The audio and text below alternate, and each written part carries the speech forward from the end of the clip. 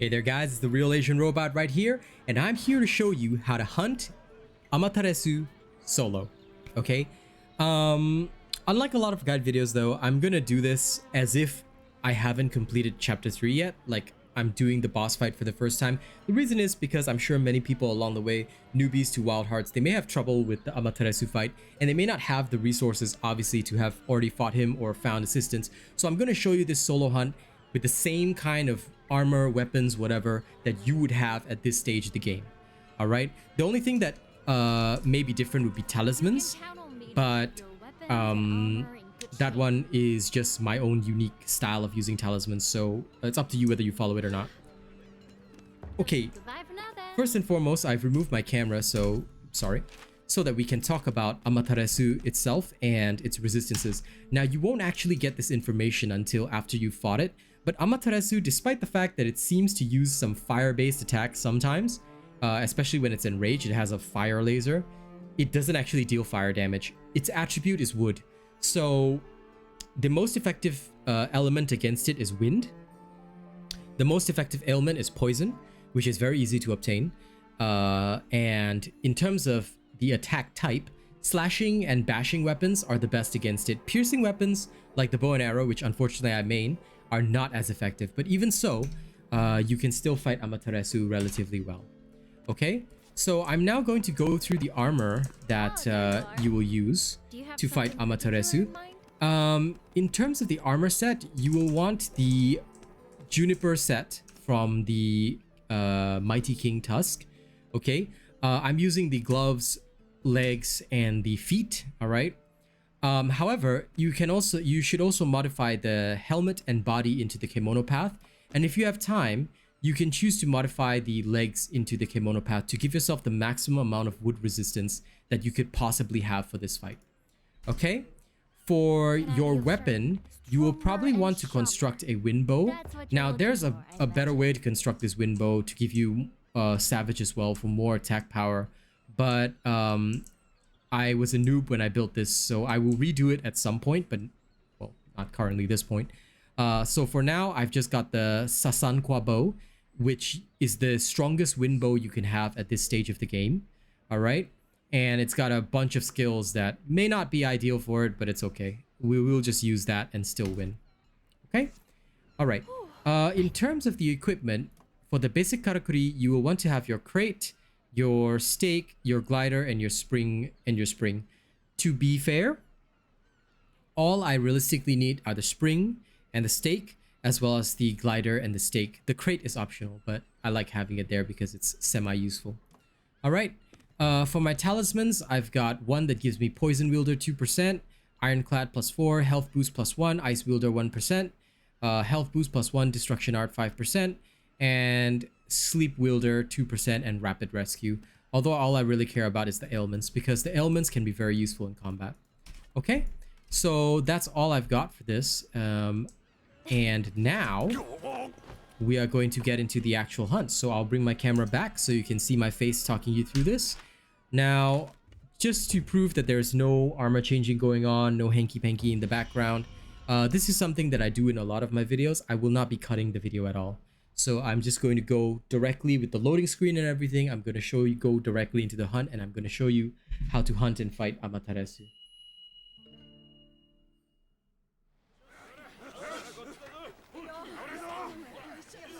Okay, now let me skip the cinematic.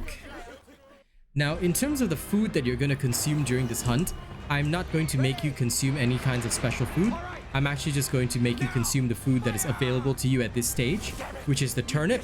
You can eat 3 turnips, all right, giving you a defense boost of 6%.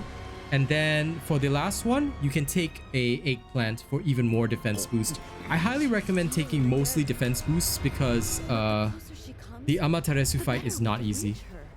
Okay, shoot the flying vine and then go in.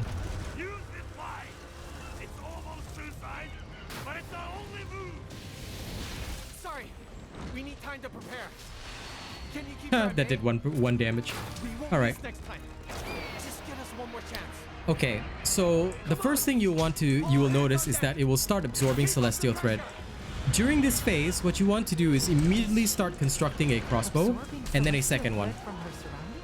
Okay? Why two crossbows? Because it will help you dish out some extra damage to start with. Alright? Now, it will attack you almost immediately, and as you can see, it does a lot of damage. So don't hold back from taking your healing potions. Why? Because Amaterasu hits hard. Let your Tsukumo distracted where possible and stay relatively far away to its body when it is not settled down or visibly affected. Okay? Whenever I'm full of Karakuri threads, I will always get ready to dodge attacks and set up crossbows. Crossbows are your lifeline. They are what will make this an easier fight for you. Now, as soon as it goes into Celestial Thread absorbing mode, I will set up a fresh crossbow and use a Haya volley. Now, I'm talking about this from a bowmaster's perspective, but I'm sure that those of you who use your own weapons, I'm sure you know which kind of combos are most effective for the weapon of your choice. So use those accordingly and don't hesitate. Okay, you'll notice I'm not using very much basic Karakuri. That is because Amaterasu is extremely vicious. And if I were to use basic Karakuri, I'll most likely just get myself killed. So don't try and stay in the healing mist. Heal from your flasks instead, because it would make a lot more sense for you. You have 3 lives, so use them all freely. Alright? Like I said, as soon as it starts harvesting Celestial Thread, if I have enough, I will always set up 2 crossbows instead of just 1. Because it gives me 2 stun shots, which is absolutely beautiful. And that's enough time to deal even more damage. And of course, the crossbows will keep shooting it, helping you dish out even more damage as well. So all of that is very useful. And whenever it does its slam attack, I will just consistently use my Haya shots to load it up. The important thing is to take this fight slow. Don't try and pull off any special tricks. Don't try and pull off anything special with this, because this Kemono is very strong. And it has many combo attacks, as you can see, which will honestly hurt you a lot. If you get in serious trouble, don't forget to wander off to the side here. It's totally okay to do so, because not only will you not die, it'll actually like prevent this thing from attacking you for a short while. Of course, it has attacks that can reach you there, but the important thing is just to give yourself some breathing room.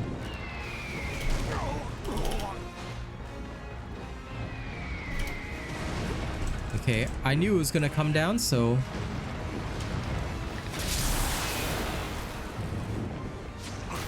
like I said, the important thing right now is just to slowly load it up.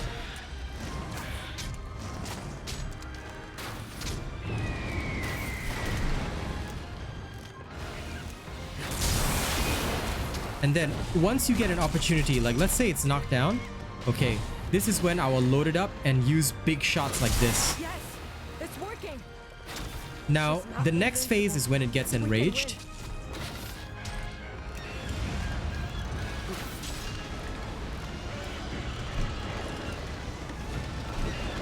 Now, like I said, if you have enough Celestial Thread, if you have enough Karakuri Thread, alright, that is when you will want to just use your crossbows as much as possible. Now, if you get killed, it's okay. Alright, there are chances that you'll get killed during the dodging phases if you're not perfect on the dodges. That's okay. It's okay if it happens.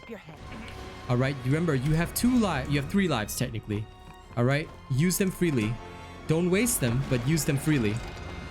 Alright, I always try to lose lives only after I've used up all my healing potions, but sometimes that is not possible.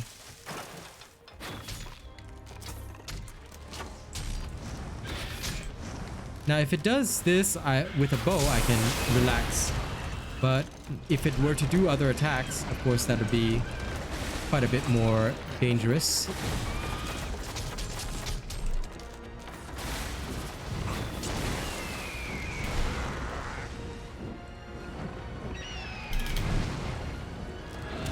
Oh, I always forget that it does a second attack after that.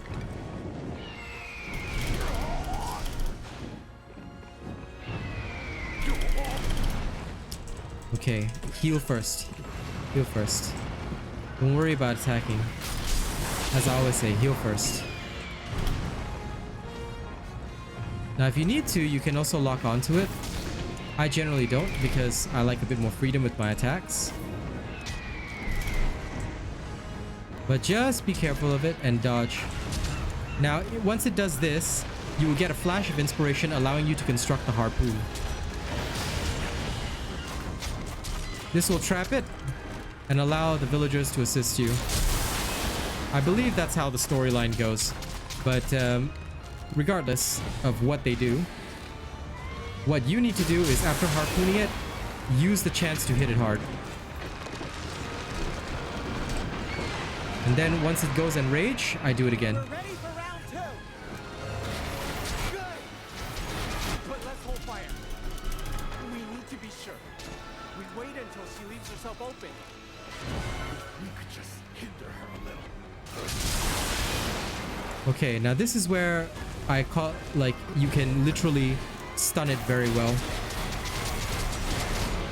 Use the volleys as necessary, and if you get a lucky, like, stun or whatever, that will usually go very well for you. But if you don't, then, well, this is the time to freaking run.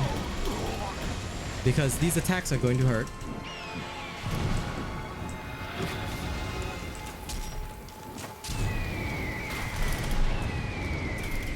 Now it will do double jumps when enraged, so please be very, very careful. Now, if ever you get a chance to knock it down, oops. Load up, load up, load up, load up. This is your chance, this is your opportunity. Don't waste it. Now, when it does this, is the more advanced version of the previous attack that it used to do. So it's still doing the same thing, it's just that now it combos it all at once. And if I ever get the chance, I always get a harpoon going. Because this is what will literally help you stop it. Even if it's just temporary. So use and abuse it.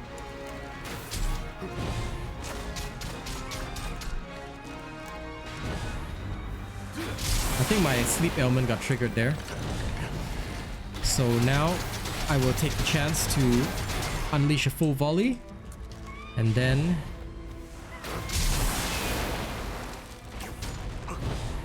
like I said, if you get the chance to stun lock it, don't hesitate. Your wind bow should have the ability to bolster very quickly. So bolster your shots and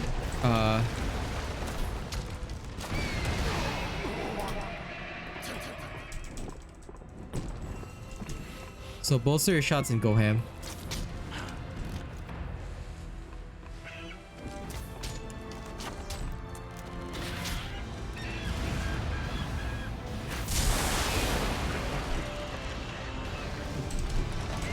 Now, I usually try and stop it from absorbing the threads.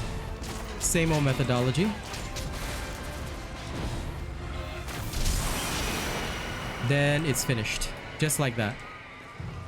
So, now that it is done, alright, you can safely just finish it off. And that is how to hunt Amaterasu.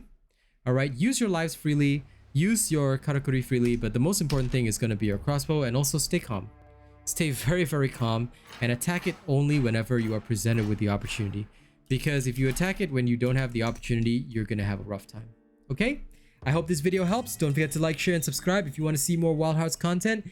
If you could, you can also support my channel for free by listening to my music on Spotify. Thank you very much, and thank you to all of our channel members that made this happen. More Wild Hearts videos will be coming in future. Catch you later.